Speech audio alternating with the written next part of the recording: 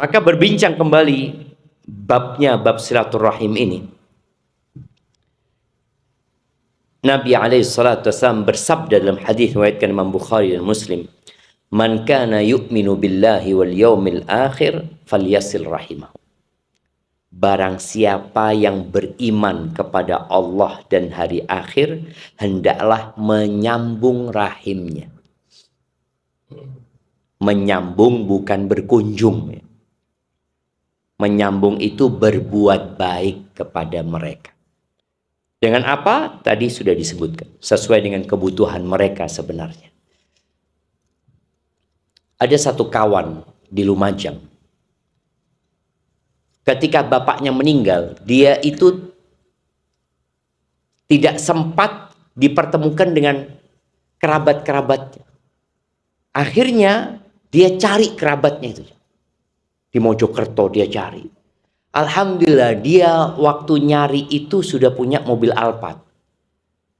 Jadi ketika nyari kerabatnya banyak yang menyambut ya. Tapi kalau naik bis nyari kerabatnya, dulure sopo ya? Itu kadangkala orang seperti itu, Jam. Padahal dia datang hendak menyambung rahim atas perintah Allah dan perintah Nabi Muhammad SAW. Agar kita menyambung rahim. Dicari saudaranya. Karena kalau orang kaya nggak mungkin dia datang mau minta-minta. Tapi kalau ngelihat orangnya kiri dipikir, oh kayaknya ini mau pinjam fulus kayak ini itu. Loh, kalau kerabat kita butuh pinjaman fulus, pinjamin fulus. Itu termasuk kita berbuat baik kepada kerabat kita. Kemudian ternyata banyak orang tidak melakukan silaturahim. Apa penyebabnya? Nggak ada waktu. Sekarang ini kita lihat kebanyakan orang mudik itu dalam setahun berapa kali? Sekali. Minimal atau maksimal? Setahun sekali. Oke, kalau zaman dulu Jakarta Jember umpamanya, itu naik onta ya berbulan-bulan. Berbulan. Sekarang ini langsung satu hari berangkat, satu hari bisa balik lagi ke Jakarta. Anak pernah ketemu dengan orang sepuh ya. Di pesawat dulu masih ada Surabaya Jember. Anak duduk di pesawat, dia datang, dia umurnya mungkin 60 sudah. Dia datang, dia cium tangan anak tarik. Kemudian Ustaz izin, bisa duduk sebelahnya Ustaz. Afadhol bang anak. Dia cerita, sejak anak nonton videonya Ustaz, anak sekarang tiap 2 pekan pulang ke Jember Ustaz. Dulu anak pulang ke Jember itu ya kalau ada nikahan, kalau ada keluarga yang meninggal, atau Idul Fitri. Bas. Padahal anak punya ibu di situ.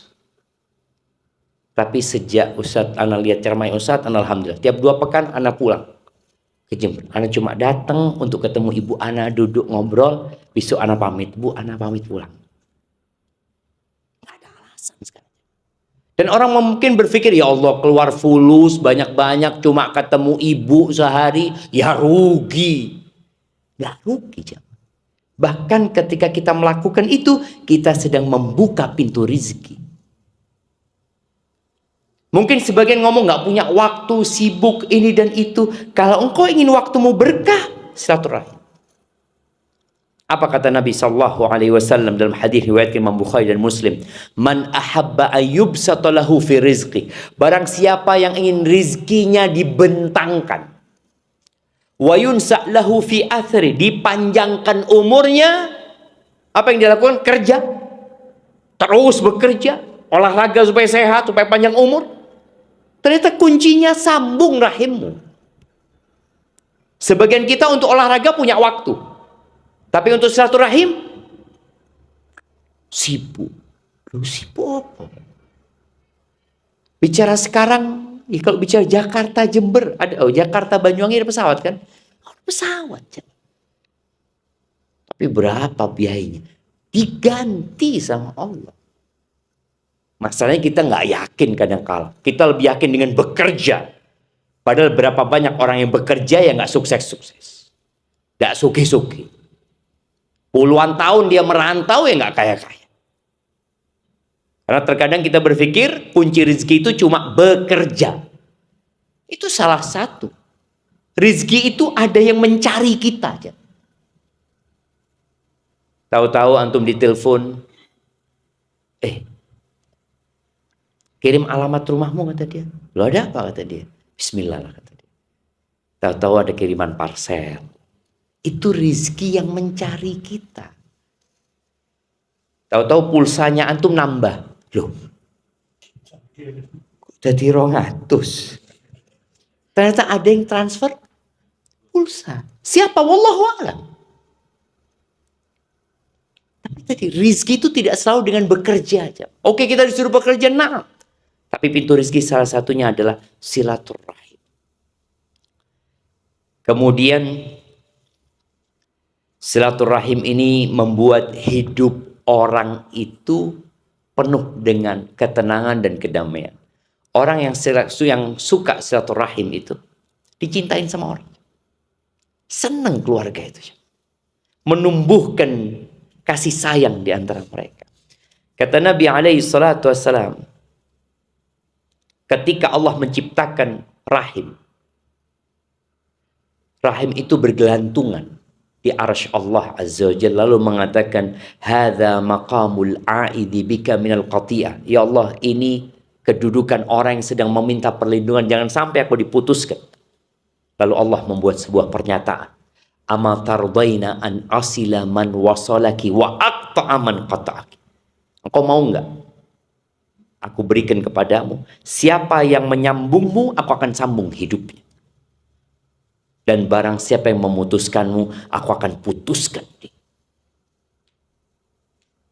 Jadi jangan main-main dengan urusan rahim ini. Dan orang yang memutuskan rahim, mal'un, terlaknat. Ali ibn Husain. Ali ibn Husain ibn Ali bin Abi Thalib. Ini cicitnya Nabi Muhammad SAW. Husain itu cucunya Nabi, Ali ini cicitnya Nabi SAW. Ali ini mengatakan kepada anak, ini pesan orang tua kepada anak. Dan kita harus selalu memberikan pesan ini kepada anak-anak kita. Apa pesan bapak kepada, ya bunayya la tashabanna qati'ar rahim.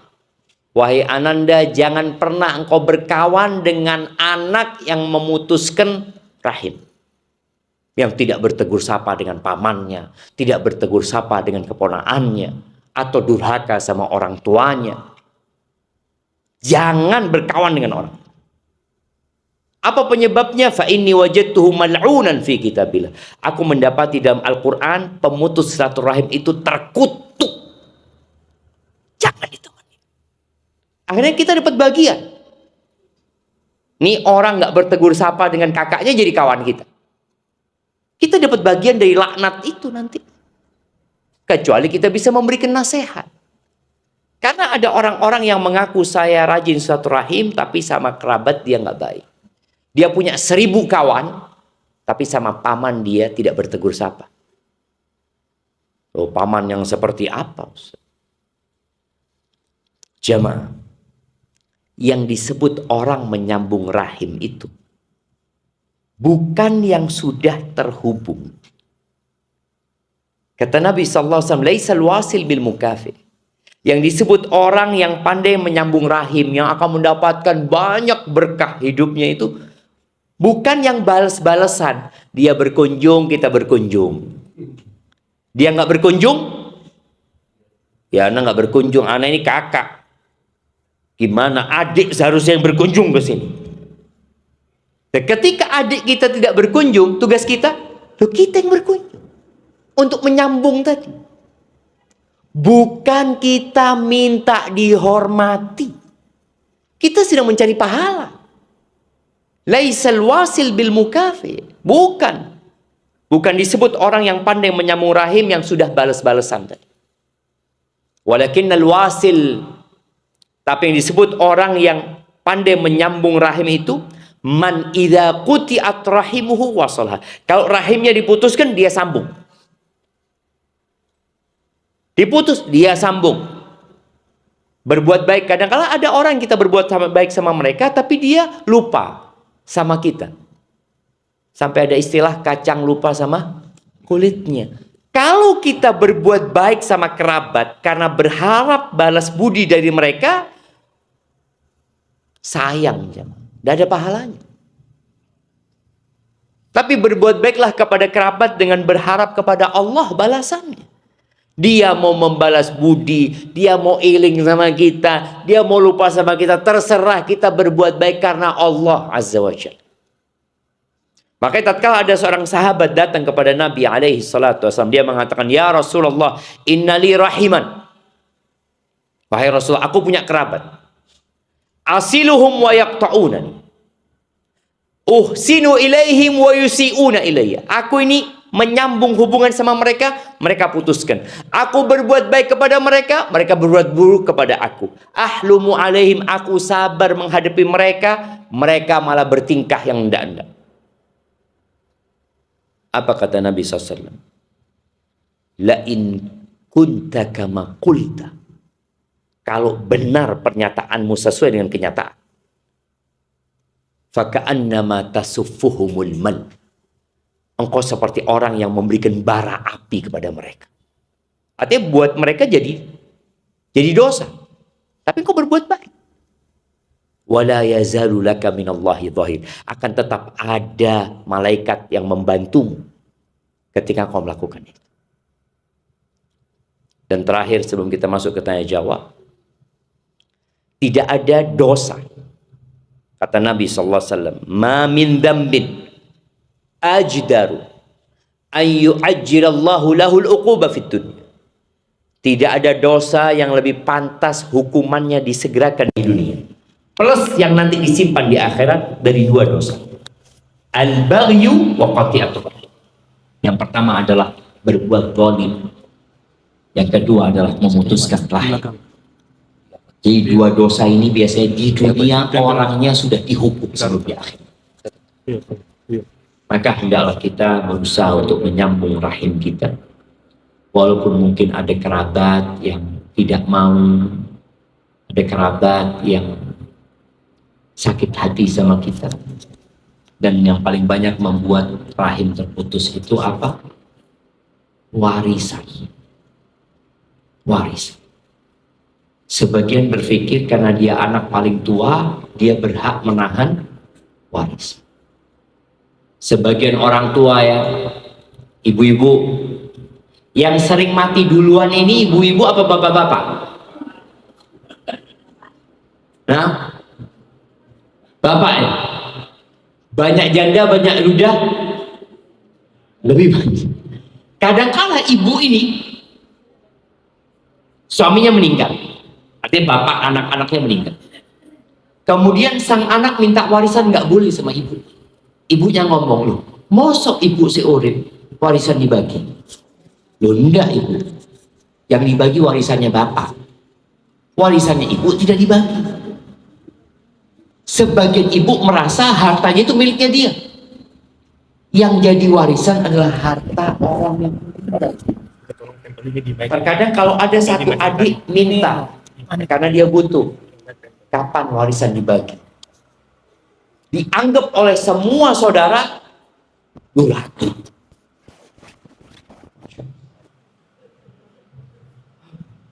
Dianggap durhaka jamaah. Ibu masih hidup, masa kok dijual rumah? Rumah itu rumah warisan. Kalau memang rumahnya milik bapak. Kalau ternyata rumah itu separuh ibu, separuh bapak. Bismillah. Iya, kalau rumah itu separuh milik ibu, separuh milik bapak, berarti yang separuhnya yang dibagi. Ibu dapat bagian lagi sebagai istri. Maka tolong masalah-masalah yang menyebabkan keributan itu di antara saudara dihindari. Warisan itu kalau bisa cepat dibagi, ya dibagi. Barakallahu fiik. Itu mungkin dapat Anda sampaikan pada kesempatan kali ini. Kalau ada pertanyaan, tafadhol. Nah.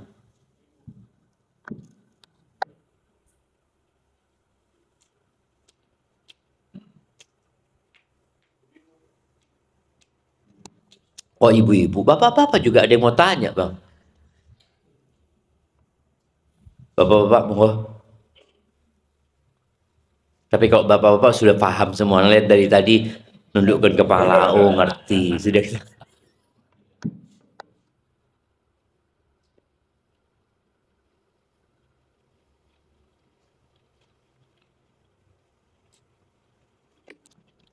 Apa karena lapar semuanya?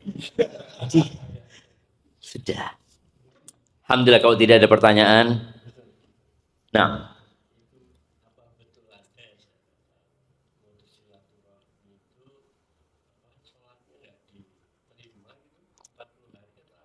nah, iya jadi ini pertanyaan, apakah orang yang memutuskan silaturahim sholatnya tidak diterima selama 40 hari? Yang pertama Nabi SAW mengatakan la yadkhulul jannah qati'. Gak masuk surga orang yang memutuskan rahim. Artinya dia ya diancam masuk neraka dulu. Baru mungkin dia nanti masuk surga. Tapi ancamannya seperti itu. Yang kedua, setiap hari Senin dan Kemis itu amalan manusia diangkat. Kecuali orang musyrik dan orang yang menyimpan dendam sama saudaranya. Tidak bertegur sapa. Nah, yang ini dikatakan anziru lihadain. Dua orang ini jangan diangkat dulu amalannya. Hatta yastoliha. Sampai dia baikan. Oh, bagaimana kalau yang satu sudah menyapa, yang satu tidak mau menyapa? Yang tidak menyapa, yang tidak diangkat. Yang menyapa dia sudah berusaha berbuat baik. Karena ada saudara-saudara yang tetap tidak mau nerima ketika saudara minta maaf. Jadi seperti itu. Barakallahu fikum.